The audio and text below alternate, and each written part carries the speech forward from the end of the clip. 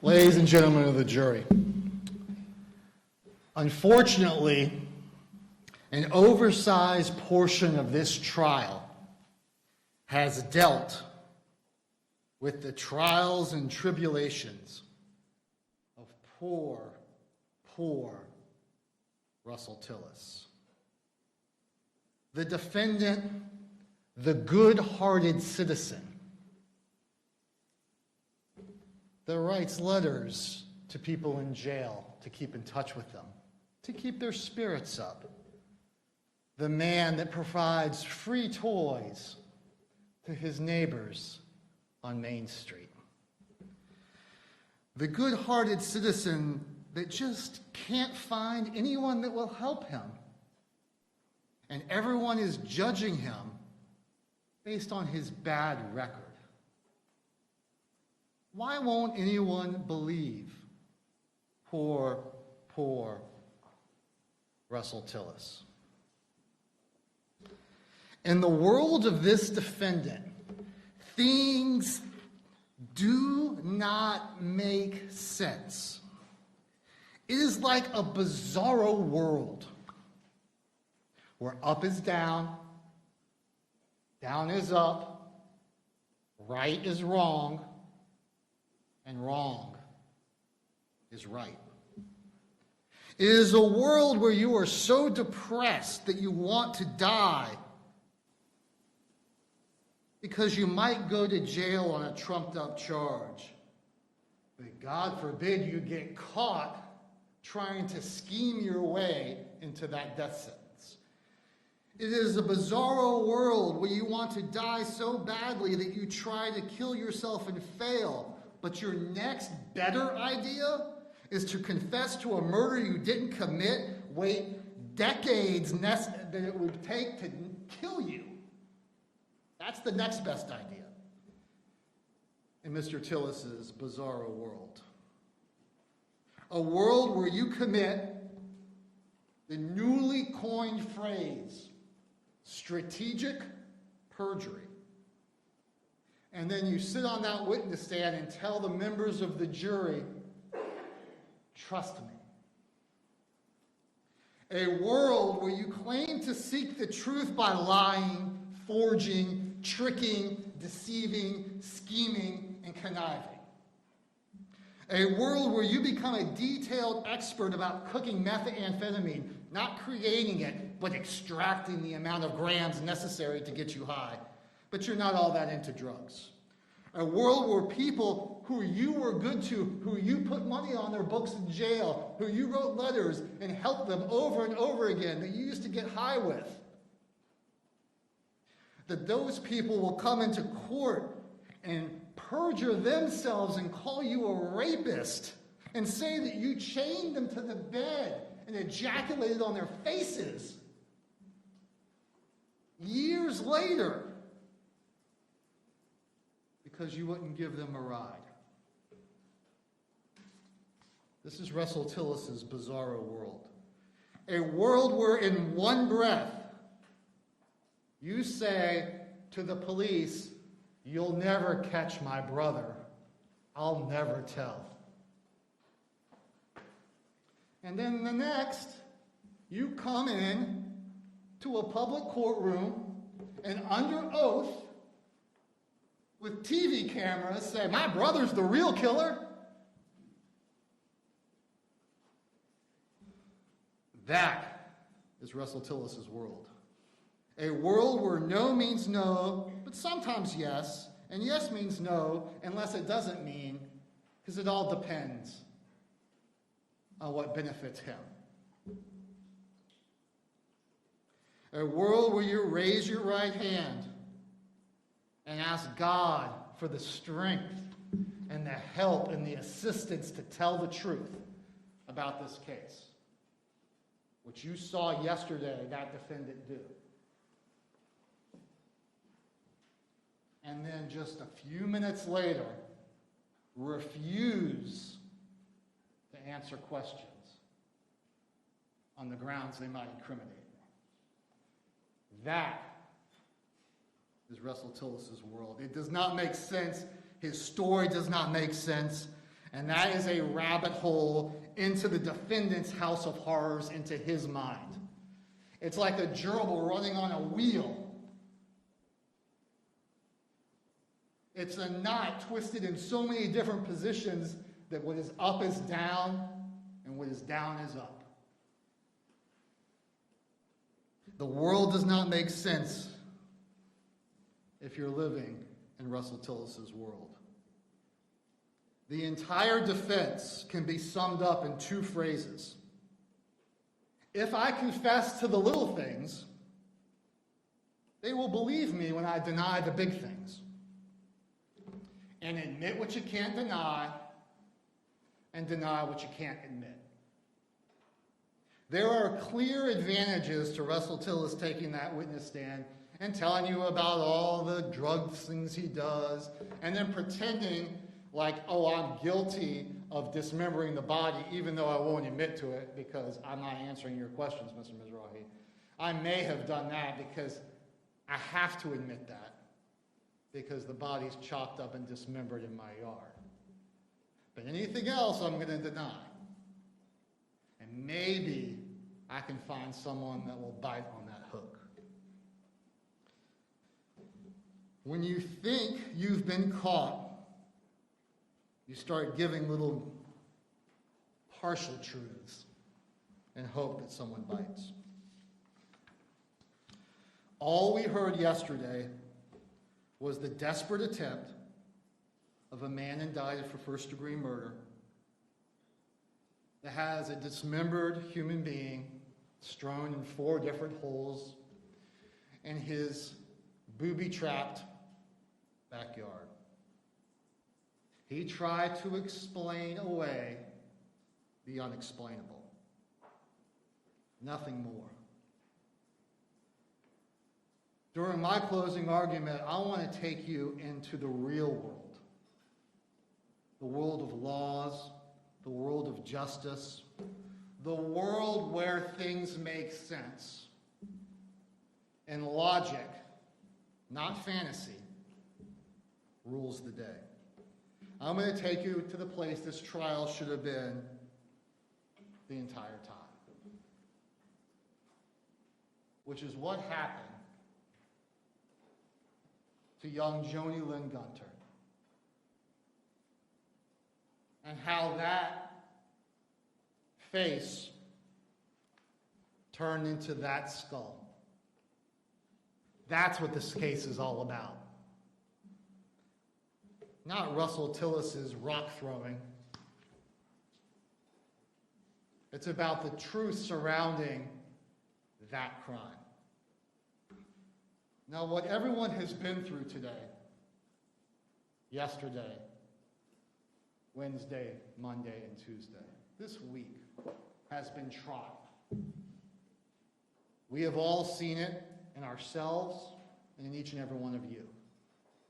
Murder trials are trying on each and every one of us. On behalf of the state of Florida, the criminal justice system, the defendant, we want to thank you for the obvious attention that you've given to this trial. It is very, very difficult to hear the things that you heard, and we understand that. We are in this world. We're in this world a lot, and we know that you're not. And we recognize that when you're seeing these pictures, we flip through them like flipping through a bank statement. That's not the real world. And we appreciate the time that you've given. The question you have before you is very, very important. It's important for the Gunter family. It's important for the state of Florida. And it's important for this defendant. But the questions you have to answer are not terribly difficult. You have to answer 2 factual questions. We talked about this in jury selection. 1, were the crimes alleged committed? Did those things happen? And 2, was the defendant the person who committed those crimes? That's all we have to prove. That is what we're here about. How did Joni Lynn Gunter die? What were the circumstances surrounding her death? And who did it? Who was involved? That's the question. I'm going to spend a little bit of time going over the law because that's what's important. What do I have to prove? What does Ms. Wilson have to prove? What does the state have to prove to establish the 4 crimes that we've charged? We'll spend a little bit of time going through it. And while we do that, I will show you the specific evidence that we have presented in this trial, both in the form of the defendant's own words and the other evidence that will prove to you each and every element. This is a logical, non-emotional exercise. This is an exercise of our minds. There are 2 ways a person can commit first-degree murder. One is known as premeditated murder. The other is known as felony murder. To prove the crime of premeditated murder, we, the state, have to prove 3 things. 1, that she's dead. That's a given. Check the box. Not an issue. The death was caused by the criminal act of somebody else. Right? The defendant or a principal, we'll talk about that in a minute. In other words, she didn't commit suicide, it wasn't an accident, somebody killed her. There was a premeditated killing of Joni Gunter. Those are the only 3 things we have to prove. Killing with premeditation is killing after consciously deciding to do so. The decision must be present when you do the killing. There's no amount of time that must pass between the intent to kill and the killing. The period of time has to allow some form of reflection, but it can be formed in an instant. The premeditated intent must be formed before the killing. Remember our marker example. Remember our Clorox wipes example. I think Clorox wipes is over here and marker is over here, depending on the day of the jury selection process. You can tell intent by you looking at the evidence. It's sufficient proof of premeditation if the circumstances of the killing and the conduct of the accused convince you beyond a reasonable doubt to the existence of premeditation at the time of the kill. There has to be a decision and then an action based on that decision. So what pieces of evidence do we have that prove first-degree premeditated murder? The defendant's own words, debating, arguing with his own brother about who's going to do the killing. Isn't that the definition of reflection? I don't want to do it, you do it. He convinces me, okay, I'll do it. I'll be good. Yeah. I don't think it's going to start to talk to me. So he talked to me. And I told him, I said, look, man, I'll kill her, but you cut her up. Yeah, I was about to say, you could have do it on, doesn't work. I said, I'll kill her. You got to cut her up. I mean, I don't have time. And it takes about 4 or 5 hours to do that. Cut her up in half so I can leave her. Yeah. And he said, okay, we'll do it that way. We'll do it that way. So I killed her, right? And so I gave him the saws on, and the fucking TV's all fucking blue. I think the hang her up in the garage, and I tell him, look, man, just cut her up, man. Just cut her off, cut her legs off, and get her down to the torso, and leave her in plastic. I said, I'll take care of that. He gets to the talking game, because this was the defendant's brother's problem, not his own. He wanted to kill Joni Gunter later. Remember, he says in The Wire, that girl's making me a lot of money. I don't want to kill her. I'll kill her later if I need to, but I'm not going to do it right now. I'm making $400 from Jimmy anytime I want. That is reflection. That is the time. That's the definition. If you look up premeditated murder, you're going to hear that little jail clip. That's premeditated murder. But just in case you want some corroboration to that, we got that too. One of the reasons why the state spent so much time going over the specific individual injuries that were inflicted upon Joni Gunter was to show that the circumstances of the act itself, that this murder, without the jail wire, we can tell by looking at the evidence was premeditated. Because you cannot take a hammer, probably a hammer, grab it, and then strike at least 5 times on the top of the head unless you have thought about that decision to kill. It is the only logical inference from the evidence. If you bash someone's skull in like that, the act itself is sufficient to prove premeditation. He didn't need to tell us that. When we unearthed that skull, and those evidence technicians and Detective Sullivan and the medical examiner looked at that, they are looking at evidence of a first-degree murder.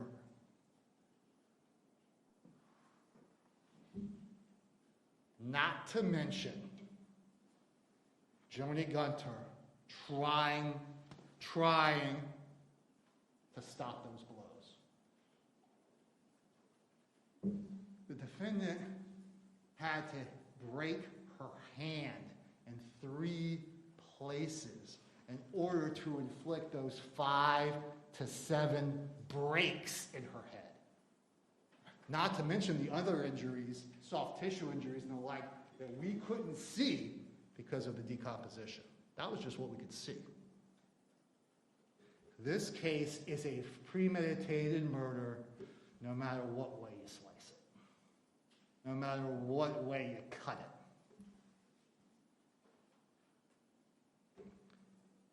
Was the crime alleged committed? Absolutely. So let's look at the other ways that we can prove first-degree murder. The other way is felony murder. In this case, the defendant was committing 2 felonies that we've alleged that are sufficient to prove premeditation. 1, kidnapping, 2, human trafficking. And so all felony murder is obviously Joni Gunter is dead, and during the commission of one of these crimes, the defendant or somebody that's helping him, someone that's a principal, kills the victim. It doesn't matter if there's a premeditated intent to kill. Now, this exists because we have sufficient evidence of the kidnapping and the human trafficking. And we'll get to that in a second, what those elements are. And remember, the judge will read these instructions to you. They may not be word for word, but they're going to be pretty darn close. And you'll have a copy of it with you when you deliberate. You will have these instructions. The law is the law. It doesn't change. First-degree felony murder during the course of a human trafficking or a kidnapping. Let's look at what kidnapping is. Kidnapping is forcibly, secretly, by threat, confine, imprison Joni Gunter against his will. He wasn't allowed to do that, and he did it to help him commit the human trafficking or to inflict bodily harm or terrorize the victim. So we have both the facilitation of the human trafficking, and he obviously inflicted bodily harm.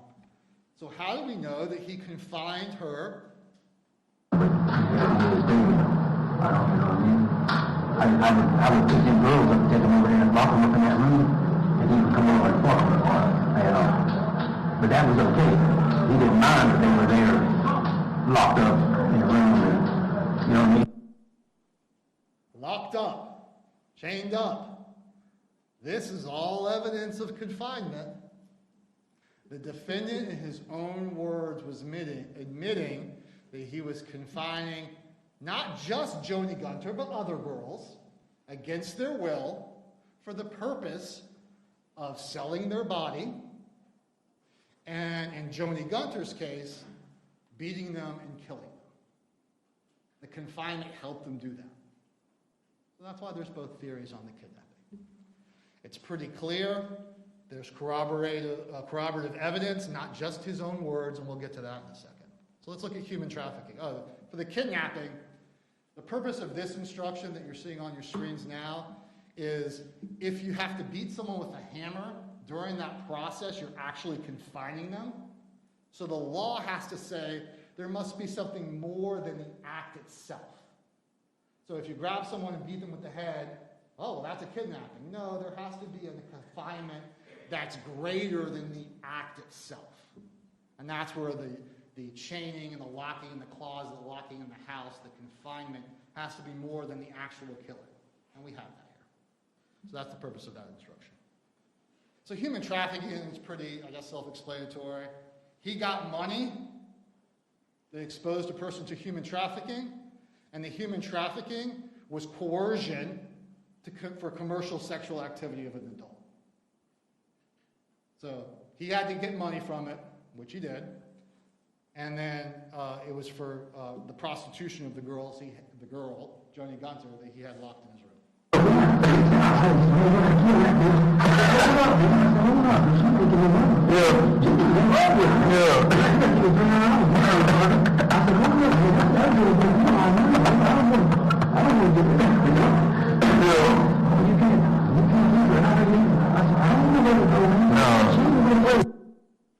He didn't want to kill her. He was arguing with his brother because he's making money on her. Quote, the definition of human trafficking. Abuse of a dead human body. He mutilated Joni Gunter. That's it. That's the element. One element. It cannot be for a bona fide medical purpose. Right? I mean, it's kind of self-explanatory. So when you use a sawzall with a 10-inch blade,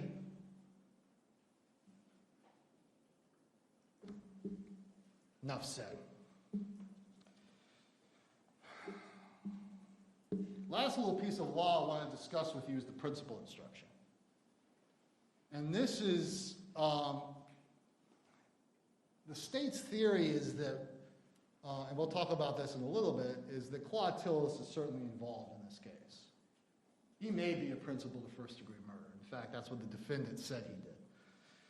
But the defendant is guilty even if somebody else did some of the things that we're talking about, if he had a conscious intent that the criminal act be done and he helped. That's it. That's the law of principle. We talked about armed robbery. So even talking about, let's say, for the abuse of a dead human body, we know the defendant's guilty even though he wouldn't say a word about it. Right? Even though he says, I refuse to answer those questions. Now, mind you, we talked about in jury selection the defendant's absolute right to remain silent.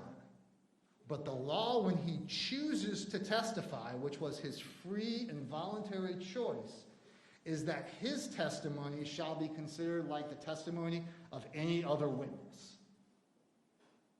And at that point, you are not to disregard the fact that he refused to answer my questions,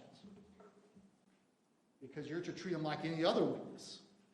And a refusal is not the assertion of a constitutional right at that point. He had the right to remain silent. He chose to testify. And because of that, he was subject to those questions and refused to answer them. So you can consider that. But even if the defendant, if you didn't consider it, he'd be guilty of abuse of a dead human body as a principle. Why? Well, he obviously had a conscious act that the criminal act be done because he allowed it to take place in his garage. And he knew, and he helped by allowing it to happen in his garage and then keeping her buried in his yard for years. And that's true with all of the counts in this case. If you were waffling about whether Claude Tillis is the murderer or Russell Tillis is the murderer, you can rely on the principal instruction and say, yeah, as long as Russell Tillis had a conscious intent that the act be done and helped in some way, then he is guilty of everything that everyone did. That makes sense? It's the principal theory. Very good. The truth surrounding the wire. So obviously, in Detective Sullivan's words, he said, I believe the truth of the wire. That was his quote to Mr. Fletcher's cross-examination question. And of course, the defense theory is, that's all made up, except all the stuff that's true. And ciphering out the incredible amount of truth versus the fabrication is really easy. You know why? Anything that convicts him of what he's charged with, that's made up. So it's really easy to figure out. Oh, everything that I'm guilty of, that's made up. The defendant's articulation and passion should not influence your logic and common sense, because that's all he was doing. So what am I charged with? We would charge him with 8 more counts of all these things. That's what he said wasn't true. If we charged him with grand theft auto, he would have gone on that witness stand and said, I didn't have anything to do with my brother in that bill of sale. That was just makeup. The map. The map is the truth surrounding this wire.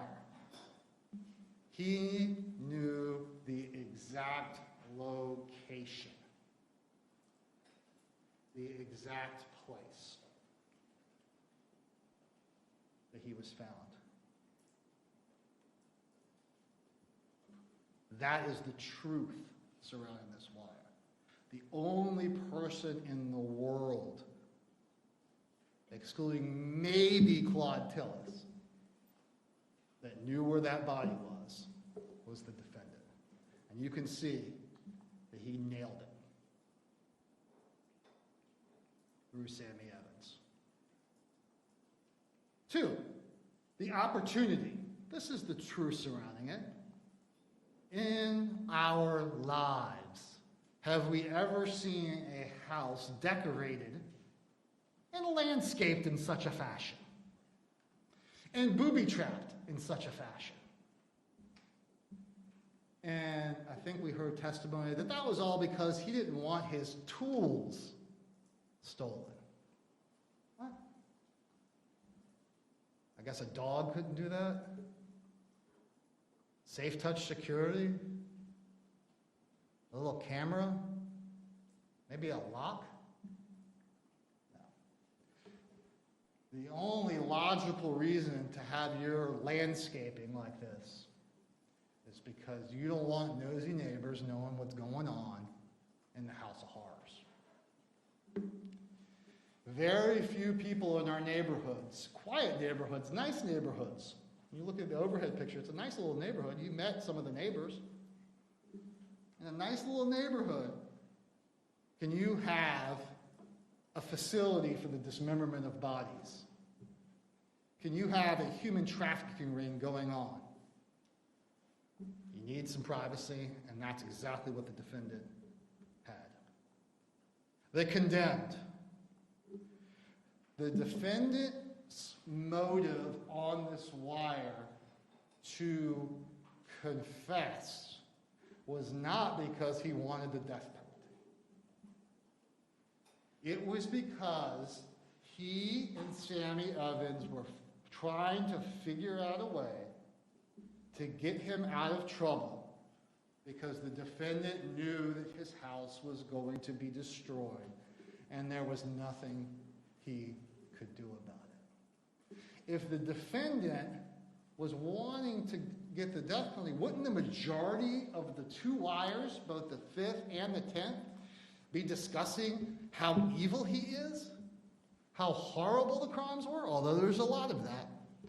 What you'll find is the majority of the wire, especially on the 10th, but both actually, he is terrified about the discovery of the body. And you know, the defendant made a pretty good point about one little thing, and that is, well, you know, if someone's confessing to a crime, why on earth would they share the number of steps where the holes were? I thought, dang, that's a pretty good argument. But here's why it makes complete sense. If Sammy Evans is your friend, which I submit to you, the wire shows beyond a shadow of a doubt. If you can sit there for hours on end playing chess with someone, let's be clear about what the jail is like. It's your friends, it's your family, it's your coworkers. There's no breaks, there's no walks in the park. You are sitting in that pod 18 hours a day with the same dozen people. Over day after day. There's no breaks, there's no weekends. It is everything to you. And Russell Tillis and Sammy Evans became very close, and that wire shows that. It shows it by them playing chess. It shows them by talking about their lives with each other. Random, you know, just like 2 friends. Oh, back in California, I did this. And when I was a kid, I got picked up in Baldwin. And they're just talking like they're 2 best buddies spending every waking moment together. And if your best friend in the jail is trying, and by the way, Sammy Evans is a smart guy, just like the defendant is. These are not dumb people. And if they are both sitting around scheming, how in the heck are we going to get this body out of the yard? How am I going to deal with who am I going to talk to? And Sammy Evans says over and over again, I can help. I can find people. Let me use my investigator. I have people on the outside and they won't come back to you. Doesn't it make complete sense that at that point, Russell Tillis would share the exact location of where the body was? They were trying to figure out a way to get it out of there. So that's why he's sharing with him. That's why the defendant is showing this map. Is he's trying to get Sammy Evans to help him get rid of that body. And that's the tone of that entire liar. And that's the truth surrounding that liar. The fact that this house was going to be destroyed was the entire impetus to this confession. Had that sign not been posted, had the defendant not been worried about that body being found, he wouldn't have been that depressed to come in and talk about it. The only reason he talked about it is because his house was getting destroyed, and the wire shows that. And it's true. The chains. I mean, certainly these could be consistent with using some auto part thing, but it is incredibly unique that you would find in a facility the chains hanging from the rafters, just the way the defendant describes it in the wire. Hey, Claude, hang her up. Everything, almost everything he said, we were able to find pretty good corroboration to. He says he's cooking meth for Jimmy. And what do we find sitting on the table in the dining room? A methamphetamine, not crack pipe, a methamphetamine pipe. The defendant's drug of choice. Does that mean he's guilty? No. Does that mean when he's talking about cooking on the wire that he's telling the truth? Yes. Does that mean the wire is not a fabrication and a fantasy? Yes. Miss Hogg.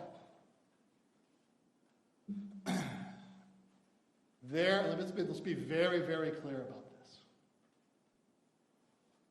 Miss Hogg has gone through things in her life that have not been fun.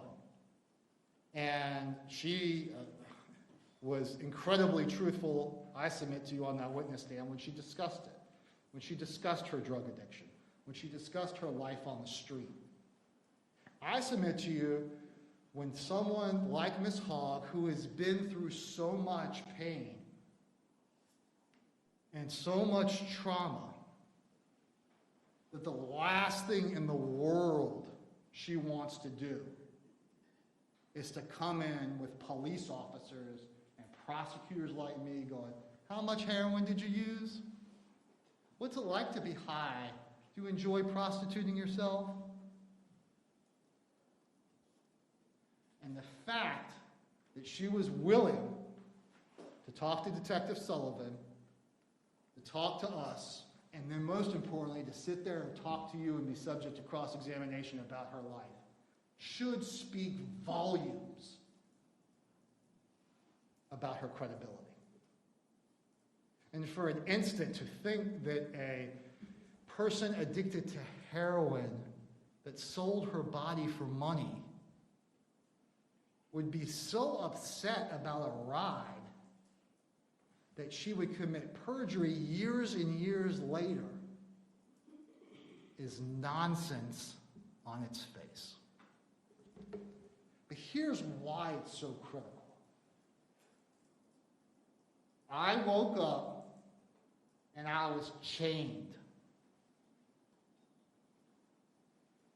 How in the world did she know that? How did she know that he sat in the Duval County Jail in 2016 and said, yeah, we used to chain him up to the bed, to the floor? How did she know that? Unless the wire is true. It happened to her because it happened to the girls, because it happened to Joni, because that's who he is. And frankly, Miss Hogg and the discovery of Joni is all you need in this case. That's it. Keeping her date of birth, her social security number, her DL number on a pad. You know exactly what this defendant was doing when he had the names and informations of all kinds of women with drug and prostitution charges, and he would talk to them in jail and write them the letters and say, oh, I'll put money on your books. Let me know when you get out of jail. Maybe we can come over. And then he told you what he did at that point. Oh, the webs we weave. Finally, you know the truth surrounding the wire because of the hard, incredibly hard work that it would have taken to dismember Joni Gunter. It requires time and effort and, frankly, a will that would allow a human being to do that to another human being. You look at that picture and you see all the times that the saw and or the straight blade would start and then stop. When you're sawing something, sometimes the saw gets stuck and you have to pull it out and you got to start again and you start sweating. And you're not cutting a dead piece of wood, but a human being with blood and flesh and muscles.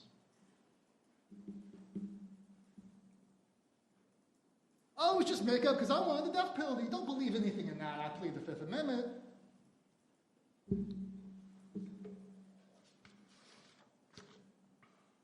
The wire is true, ladies and gentlemen. I want to spend a little bit of time talking about two things. One is Sammy Evans, because this is one of those things that you're going to be running on that wheel, okay? There's a couple of things we know are true about Sammy Evans. One, he's a criminal. He made it down on the witness stand. Two, he's going to prison for probably a long time. He's facing a life sentence for his crimes. He wanted to get a benefit for that. He got out of his mandatory life sentence, and now he's just looking at a possible life sentence. We know those are true beyond a reasonable doubt. We know that the defendant and Sammy Evans were friends. We know that Sammy Evans was very, very upset early on after he had provided the wire that he wasn't out of jail. We also know that snitches lead a very, very difficult time in jail. Those are all truths. Do we know for sure that Sammy Evans is telling the truth when he says the defendant knew he was wired? No, because of those truths I just said. Sammy Evans is close to the defendant. They're very close, and he betrayed him. And then he didn't get a deal that he wanted. But because he's facing life, he can't, he knows the truth that this isn't all made up. So he says what he says.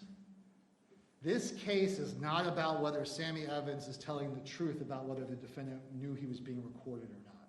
And even if the defendant knew he was being recorded, which I submit to you is in some doubt, even if he knew he was being recorded, the defendant perfectly explained why a human being would pour out his soul to his best friend in the Duval County Jail. It's kind of like going to a psychologist.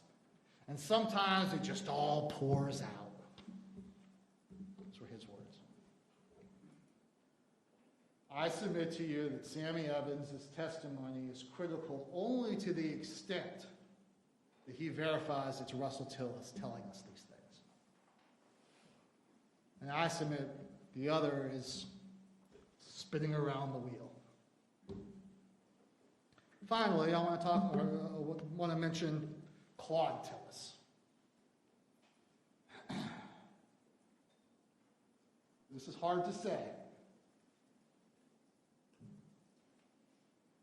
The defendant, Russell Tillis, and the state are in complete agreement that Claude Tillis is guilty of first-degree murder. Claude Tillis is guilty of first-degree murder as a principal because he had a conscious intent that that act be done, and he helped his brother do it. Just like it says on that wire. Now, of course, he changes it a little bit and says, well, he killed her, I didn't do it. The state of Florida's only benefit of putting Claude Tillis on that witness stand is entertainment television. Oh, let's see the brothers yell at each other. You did it, I didn't do it. Like a 5 and a 6-year-old in their house deciding who broke the vase.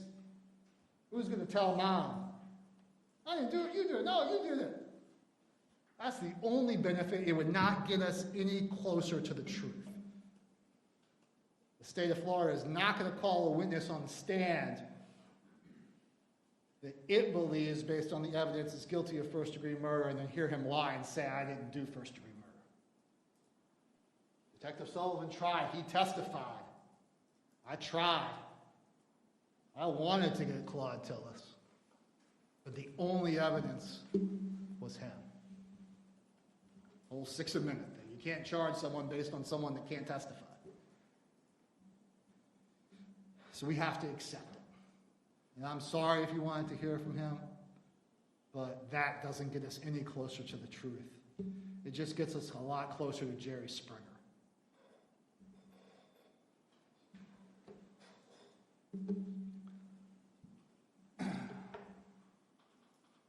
So I want to talk a little bit about perspective. Because you're in here, see, we've lived with this case. Day after day, week after week, month after month, pandemic, not pandemic. 12 lawyers, 13 lawyers. This has been an arduous journey. And sometimes we make things too complicated. Even though you've only had it for a week, we have thrown so much at you. You may be worried about this and worried about this detail. And I think it's critical when examining cases that we have perspective. Sometimes things are as simple as they seem. Sometimes we as human beings overcomplicate things. And here's the best example. There's an urban legend. Some of it's true. It's not 100% true, but it's mostly true. It's just a story that illustrates this concept of making things too complicated. In the early days of the space program, engineers were stuck because they wanted their astronauts to be able to write in zero gravity. And because the technology of pens at the time needed gravity to make the ink to go down, NASA spent months and weeks and years developing the Fisher space pen. The first pen that could write upside down. They still sell them in the gift shops at Cape Canaveral. You can write upside down. You can go in zero gravity. We developed it. We figured it all out. United States engineering triumphed over a problem. The Russians used pencils. The pencil was the easiest solution to the problem. Sometimes guys in jail are trying to figure out how to get rid of a body in their yard when their house is being demolished. And they get caught. And no matter how elaborate his story is or how much he tells you he doesn't care about the verdict, he pled not guilty. You better believe he cares about the verdict. He pled not guilty. He sat up there and denied everything that would have convicted him or kept his mouth shut. Sometimes they just get caught. Sometimes the dismembered remains in the backyard are yours.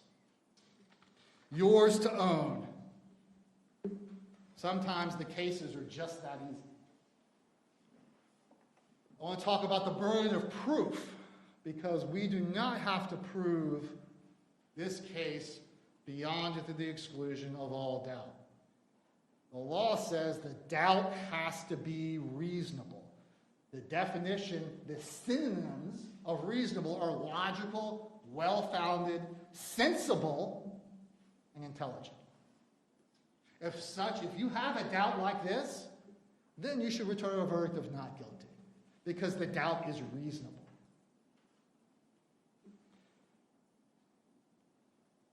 Possible doubts are not reasonable. Possible means feasible, viable, within reach, and attainable. And I submit to you that the defendant's story is not any of those things. It's imaginary, it's forced. But even if you think, we heard the phrase, well, anything's possible. That's true. Anything is possible. I cannot take you back to East Bowden Circle East. Can't do it. So there are going to be some possible doubts. Those doubts must not influence you to return a verdict of not guilty if you have an abiding conviction of guilt. You don't have to see something with your own eyes to know the truth.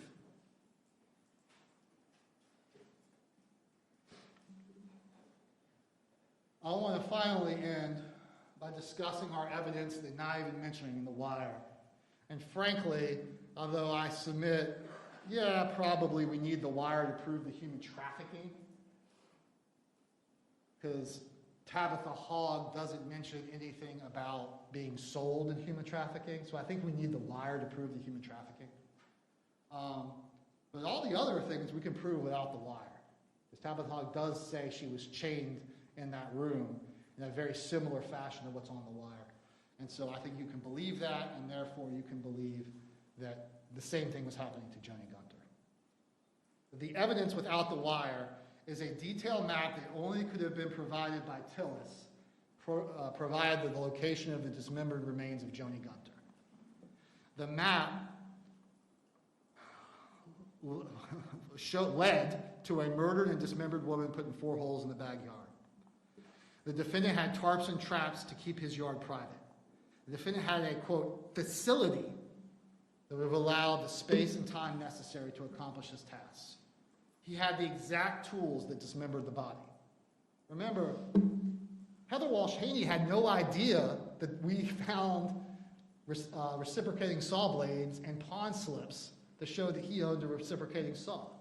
She looked at it and goes, someone used a reciprocating saw to dismember this. He didn't have to say any of those things. We found that. And that proves the truth about it. The neighbors heard screams and saw a saw. Tabitha Hogg had nothing to do with this wire, and her evidence was admissible and relevant to show the common scheme, plan, or operation in that house of horrors. Whoever inflicted at least 94 separate cuts using a sawzall and a straight-edge blade and spent countless hours cutting, digging, burying, cleaning, think about the cleaning, to cover up a murder is the person who committed the murder. Nothing else is logical. Sure, brother. I'll do all that work for you, no problem. What? Whoever killed her did that. It's the only logical inference from the evidence. If we didn't have the wire, if we didn't have this defendant's story, and we came into this court and said we have a woman that was murdered and buried in the defendant's backyard with tools that he owned and operated with these terms, I submit to you we have enough to prove first-degree murder. And that's without a word out of his mouth. That's what the defendant doesn't realize. He's trying to justify his own statements, ignoring the hard facts and the hard truth. Because he can't explain away truth. Joni Gunter cannot cry out for justice anymore. But the dismembered remains of her found in that defendant's backyard will do it for her. And the hard truth will convince you, if you look at it with perspective, that there is no doubt that the crimes alleged were committed and the defendant is the person who committed those crimes. Thank you.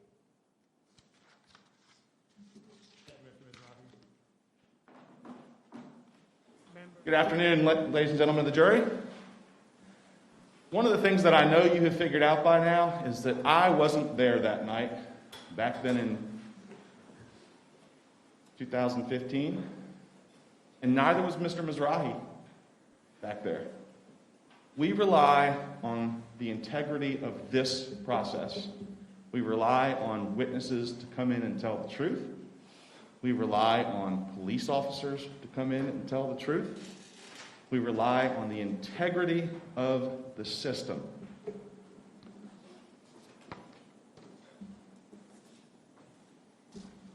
This is not a case where an inmate at the jail is saying little bits and pieces about his case. And an inmate hears it and says, you know what? I'm going to use this to my advantage. I'm going to sneak over to the police memorial building and tell the detectives that I've got information about a case. That's not what this case is about. This is a case about a very despondent, depressed, suicidal individual who was looking at 30 years on the case that he was in there on. And he walks up to Sammy Evans, and what does he say? And you heard it from Sammy Evans himself. How do you feel about cooperating in a homicide case? Russell Tillis wasn't caught.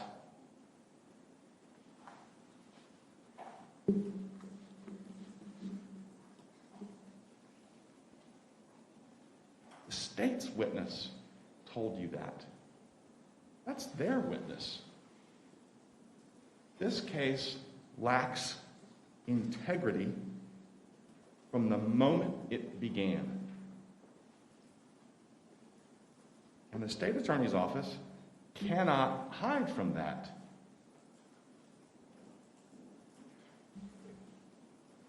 Detective Sullivan talked about the integrity of the case.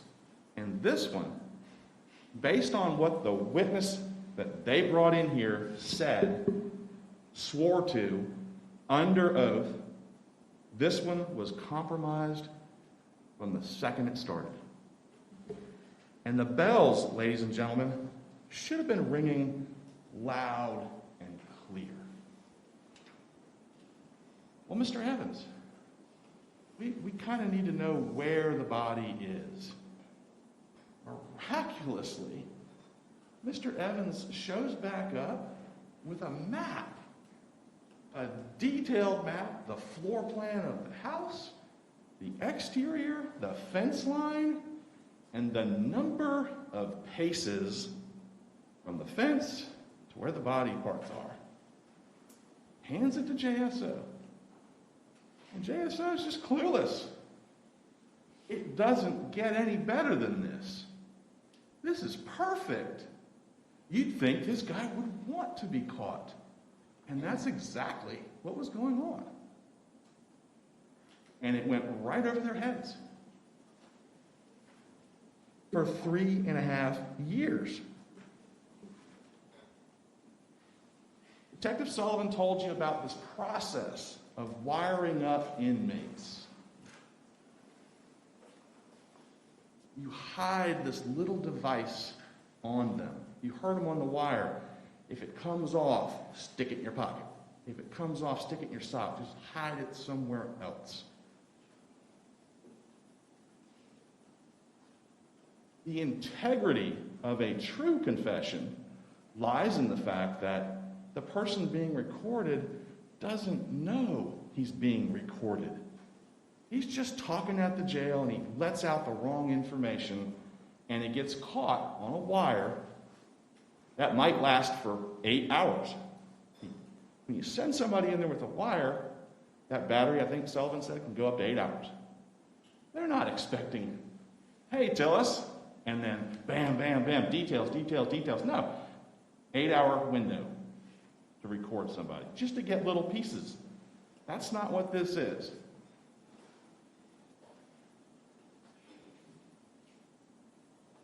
The integrity, the truthfulness of a confession, of a real confession, lies in the fact that it's unrehearsed.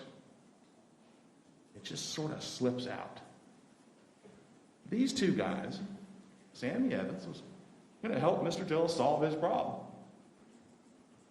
Mr. Tillis, like I said, was looking at 30 years. He was upset with his lawyers. They were not doing their job. He was upset with the court, upset with Mr. Mizrahi, upset with everybody. They weren't doing their job. That's how he perceived it. And he got depressed about it. And he tried to kill himself. And when that didn't work, he got Sammy Evans to go along with this. And Sammy Evans, for 3.5 years, deceived Detective Sullivan, deceived Mr. Mizrahi, deceived the court.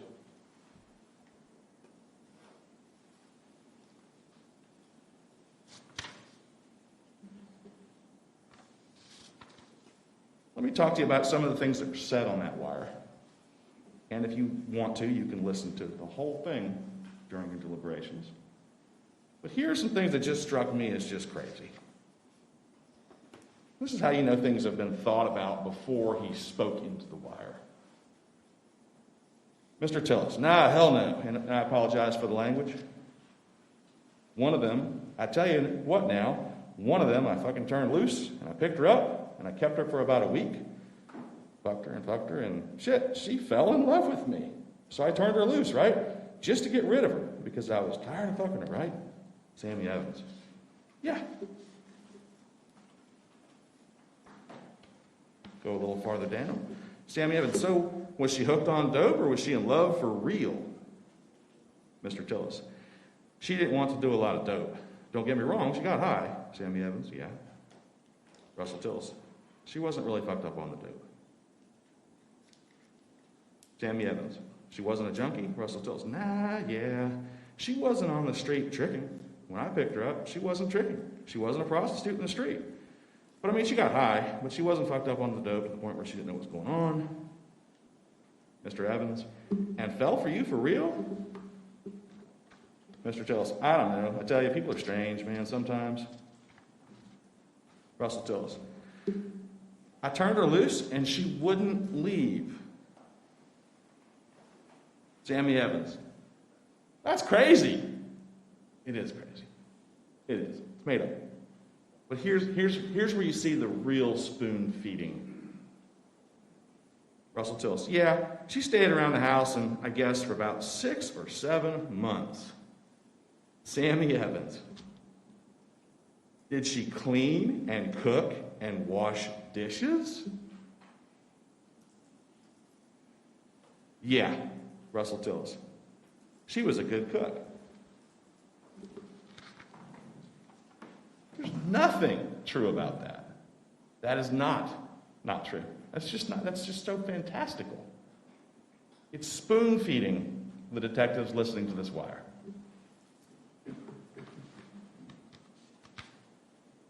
Read you another quote. We just fucking overpower her and put her in the soundproof room. When she screams, it don't make a whole lot. Then she's shackled to the floor in a soundproof room.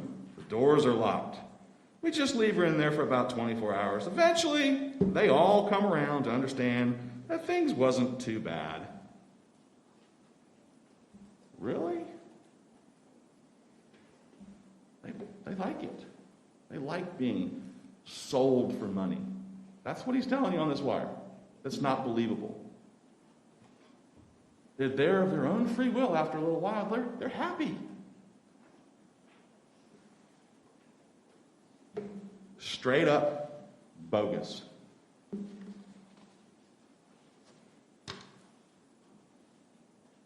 And then he throws in the human trafficking. Yeah, I rent them out. My friends come by.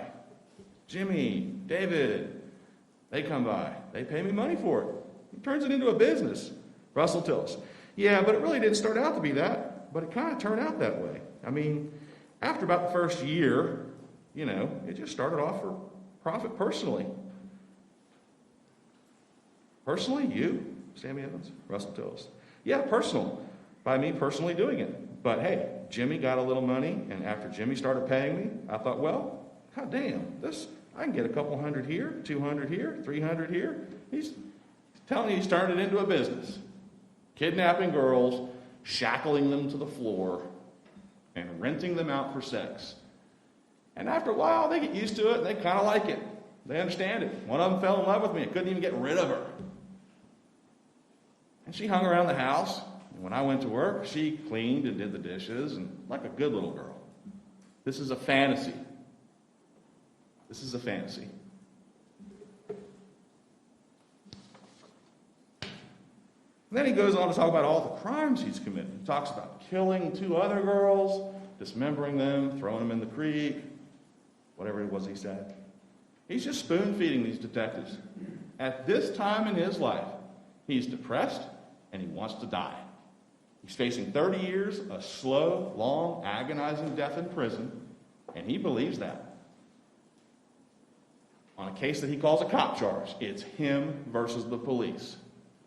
And when the police are witnesses, as he told you yesterday, it's tough because everybody wants to believe the guy wearing the blue badge, the blue suit and the little badge.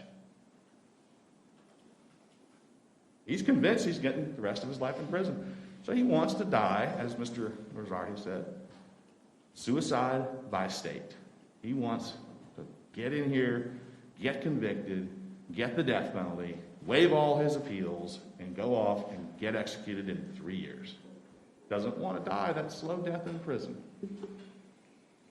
So he throws in all kinds of other crimes. Let's see. Well, through the years, when I was in California, I shot a guy out there. Yeah, 4 or 5 of them tried to beat my ass, and I shot a guy in the San Juan parking lot. I don't know if I killed him or not. I left. Apparently, he shot 2 people because he says, I didn't kill him. He lived. The one in San Juan, I don't know if he died or not. He gives you murders. He gives you shootings. He gives you human trafficking. Gives you kidnapping. Gives you all those aggravators. So it's as grisly and as bad as he can make it. And it catches their attention. It catches their attention. And I understand why.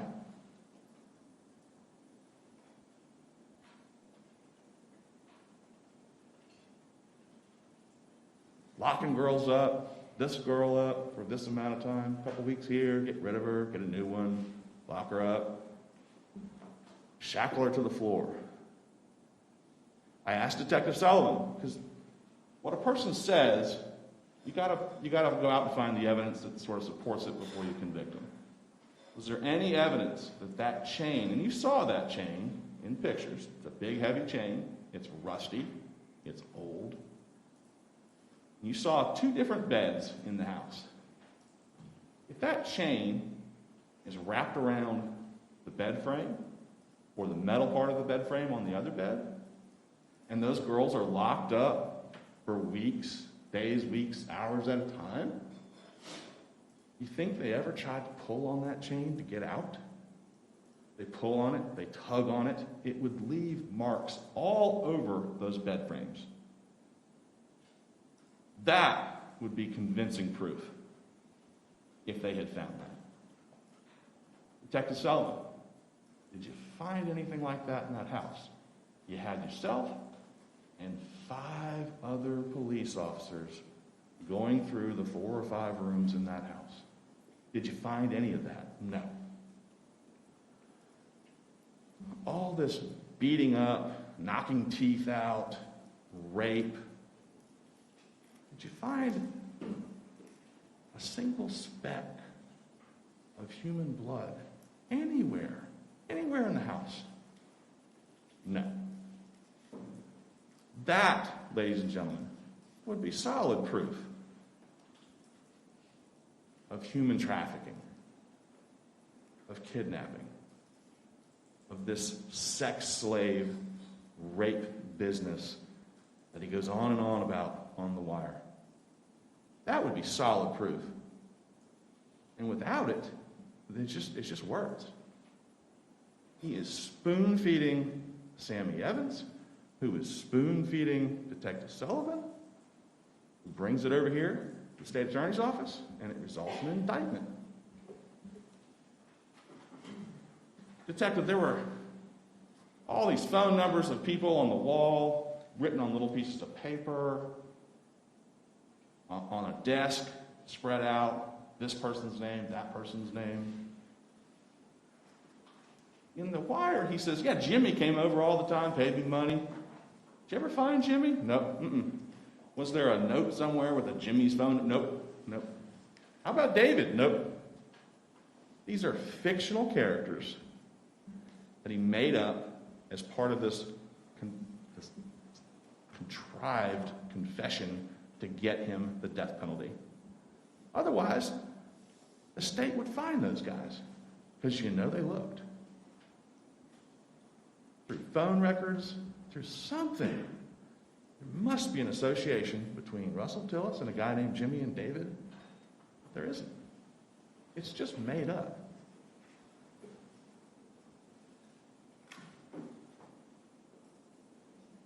The state makes a big deal about Tabitha Hogg's information being at Russell Tillis' house. A piece of paper with her date of birth, and her social security number, and her address. But she even told you that he wrote to me in jail, and the key was he put money on my books, on my commissary. Maybe he needed some personal information back in 2015, 2014, whenever it was. Maybe he needed some of that to put money into her account. I have a client named John Smith at the Duval County Jail. There's probably 10 of them. I got to have something else other than John Smith. A birthday would be good. Maybe some other personal information. There's tons of John Smiths in the jail.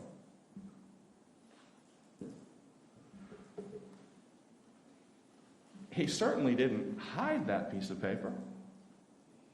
If he had done what she said, and remember this, he talks in the wire about shackling them to the floor. There's no device in the house that enables him to shackle anybody to the floor. Ask Detective Sullivan that too. Are there holes drilled down? No, nothing like that. None of that.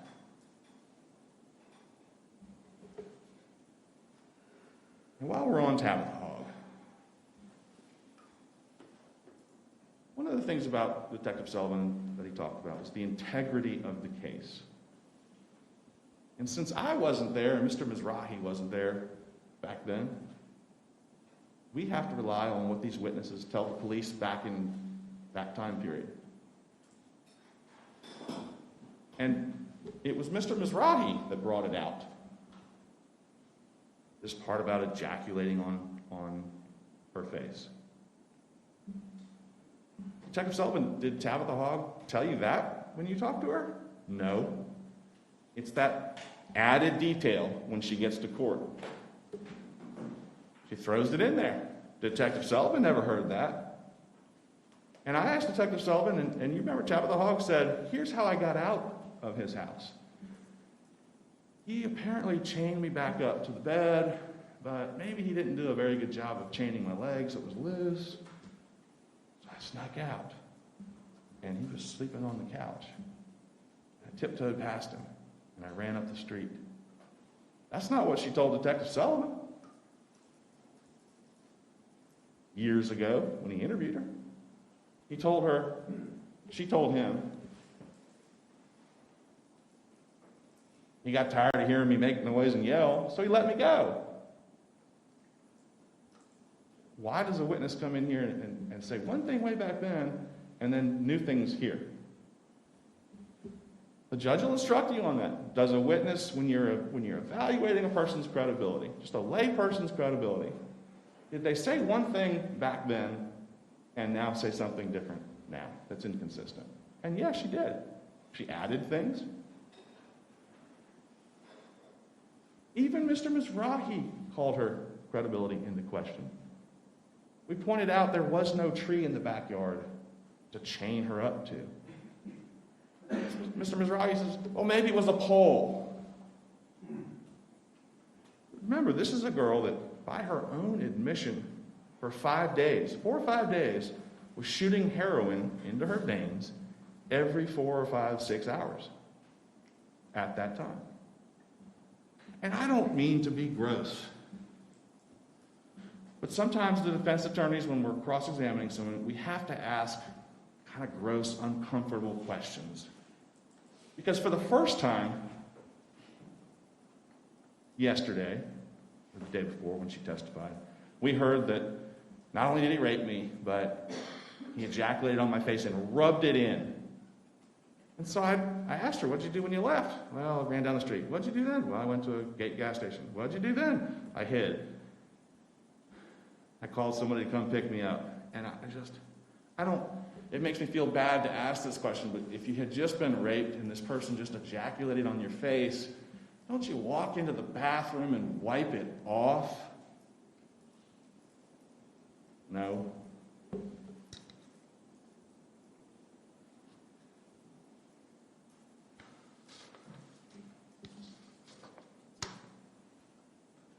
Miss Bryant and Miss Campbell.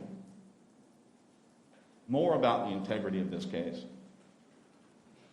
They don't like Russell Tillis.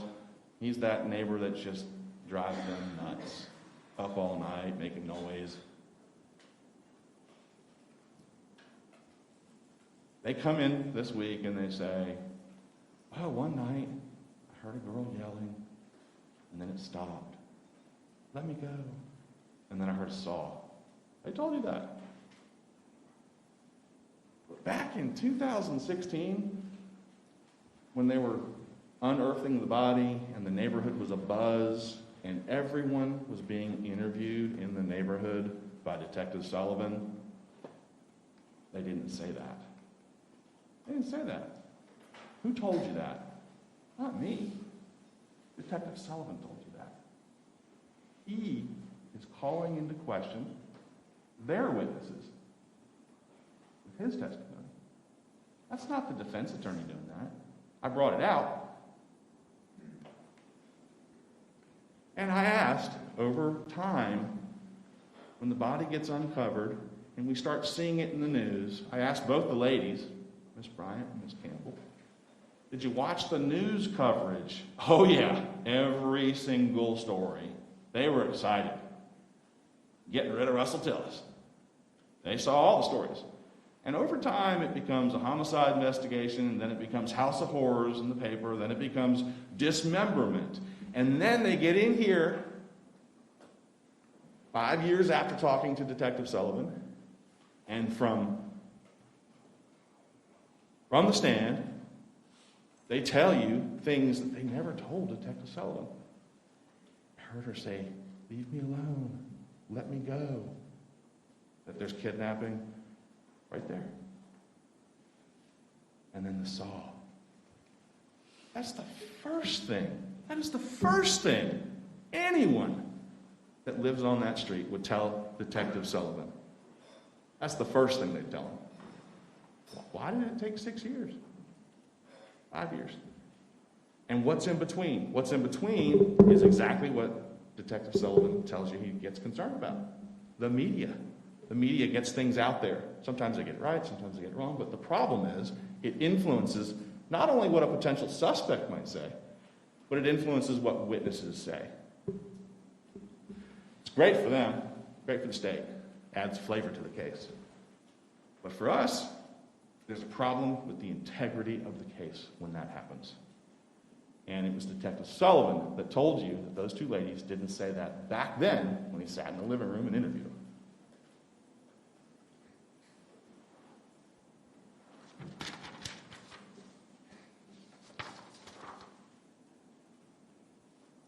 Let's talk about how frustrated Russell Tillis was and how he got Sammy Evans to finally come clean.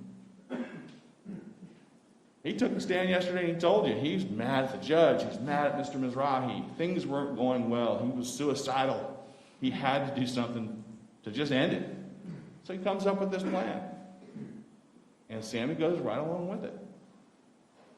And then when he gets indicted, it continues. And then Mr. Mizrahi and he come to an agreement on the other case. And it goes from 30 years down to time served. A year and a half, 2 years, something like that. I don't remember what the testimony was. But the case is ended. And now Mr. Tillis is sitting there thinking, well, got rid of that case. But to do that, I had to confess and make up this story about how I killed somebody. And now I'm indicted and actually looking at the death penalty. Well, okay, just bring Sammy Evans in here. We'll get it all straightened out because this is a fake confession. It was all contrived. That's what he told you. And for all those years, it wasn't working.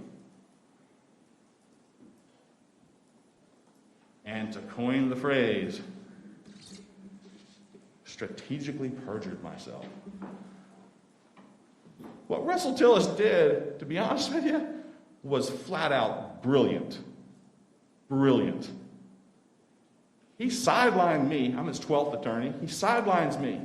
So I'm in standby position. He's representing himself. He walks into court and he holds up a piece of paper after getting, through discovery, samples of letters from Sammy Evans that Mr. Mizrahi had to turn over. So he looks at Sammy Evans' handwriting and he reconstructs the letter, "I'm wired," that he had thrown in the toilet back in 2016. This is in 2019 when he does this. He stands before the court. He says, "This is the letter that Sammy Evans held up to let me know when he was wired." And he wants a fingerprint expert, and he wants a handwriting expert to prove it was Sammy's. And as he tells it, the court says, "Well, let's make it simple. Mr. Mizrahi, take a picture of that letter, go ask Sammy." And guess what finally happened after 3.5 years? Sammy came clean. Yeah, he knew I was wired. And now, this week, he came into the courtroom and sat up there and he told you that. The whole thing is compromised. The state attorney's office has built this entire case on a compromised confession.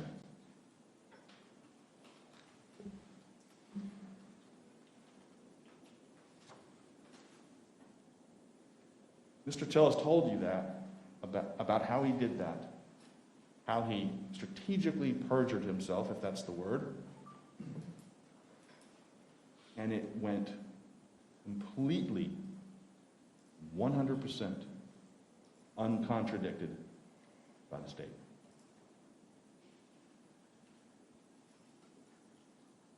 They could have called Sammy Evans back this morning, last night, and said, "Sammy, is that really how it worked?" It went uncontradicted. But today, in closing arguments, the state is throwing their own witness under the bus. And think about that. One of the last things Mr. Mizrahi told you was that Sammy Evans is lying now. He's lying. Well, members of the jury, what the attorneys say is not evidence. Mr. Fletcher, you may proceed. Threw his own witness under the bus. He says, "Well, Detective Sullivan still believes in the integrity of the wire." And they've built this entire case on that wire. But their witness, not my witness, the state of Florida's witness, who they put up on that stand and asked him to take an oath to tell the truth and testify before you, they're now calling him untruthful.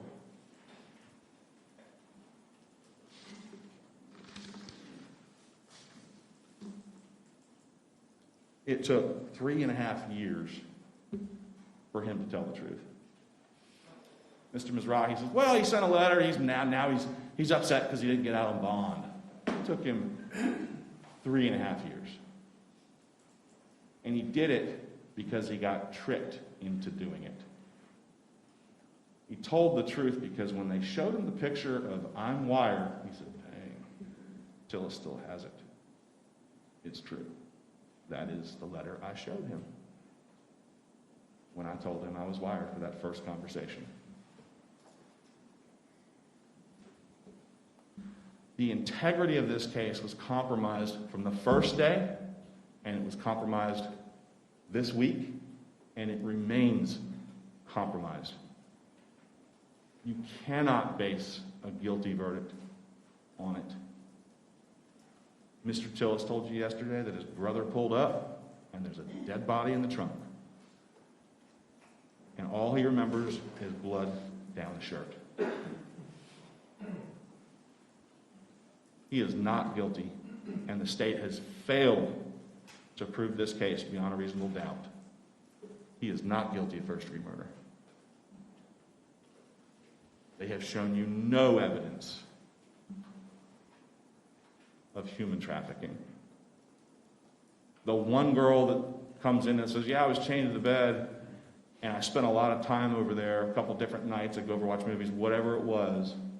Did he ever try to get you to have sex with anybody else? No. There's no evidence of human trafficking. And there's no evidence of kidnapping. That wire was a fabrication. He knew where a dead body was, and he confessed to it, and he made it as grisly as possible, because at the time, he was depressed, suicidal, stuck in jail, looking at the rest of his life in prison, and he didn't want to die that way.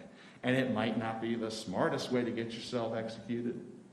Maybe he could hang himself in the jail. That's hard to do these days. They don't let you do that. Maybe he could get himself beat up in the jail. That's hard and that's painful.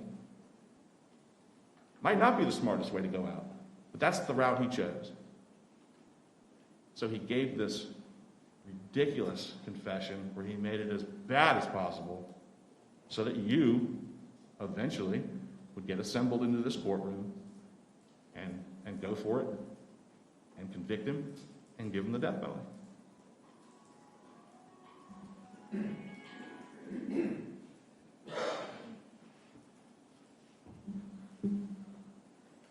Ladies and gentlemen, the judge will instruct you on reasonable doubt, and it's a full paragraph, and you'll be able to take the instructions back into the jury room with you.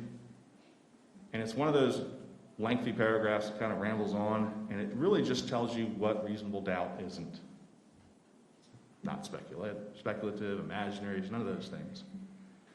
And if you get back there and you don't have an abiding conviction of guilt, one that sort of rests right here, you know he's guilty. If you're not, don't have that abiding conviction of guilt, your verdict must be not guilty.